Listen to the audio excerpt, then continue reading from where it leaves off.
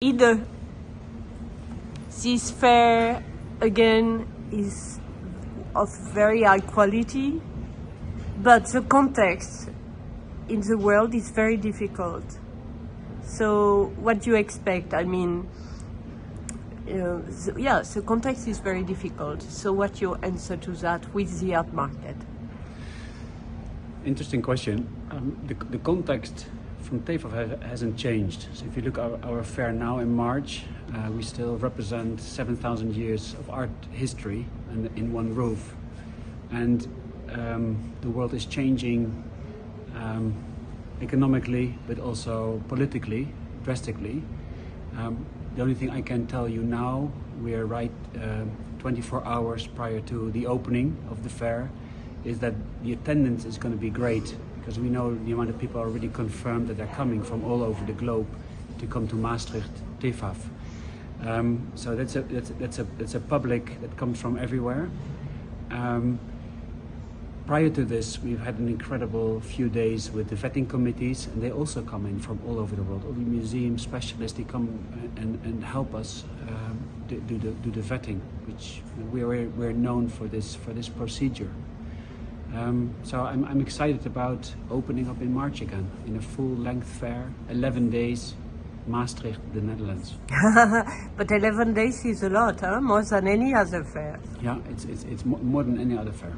You're right. But why is it so long?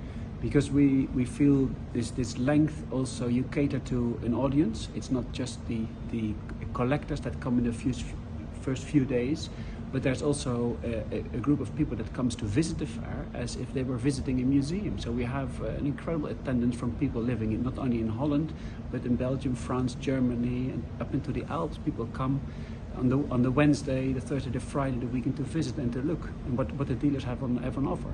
And there's also the Vermeer appealing. Absolutely. We have an incredible exhibition of Vermeer in Amsterdam, and which is unique. And do you think that some people could do both? I know people will do both if they can get a ticket. Because I know that the Vermeer exhibition has been sold out, and our fair is still open for visitors. But do you think, I come back to my first question, with, for example, the tension between China and America, the economic tension too, do you think people have in mind to buy art? I believe so, and we see it at the sales. I see it at the interest that we have now with my colleagues, and those are not only the modern dealers, but the people that have work in the field of the antiquaires.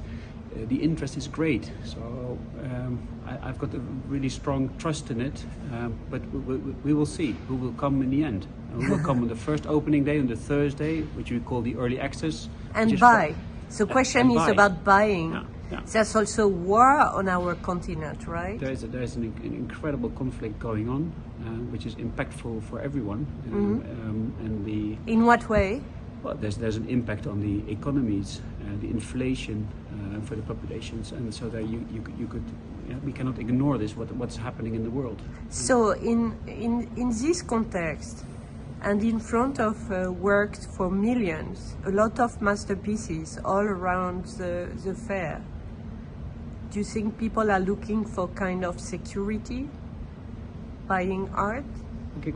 I don't like speaking about art in terms of assets. So I think what you see here at Tefaf is really everything to do with art history. And of course there are very high prices, but at the same time in our fair you'll find also items that people can relatively afford. It's not for everyone. This is the best art fair we have in the world, but it's also accessible for a broader audience. And the proof of that is that we have people coming from Germany, for instance, and they come and they collect, let's say, smaller items. And this is also what Tefaf is about. It's about connoisseurship, about knowledge, and about exchange. What is the price of the ticket? The ticket is 45 euros, but if you're under 12 years of age, it's for free. So wow. Parents can bring lots of children coming to Tefaf. Merci beaucoup.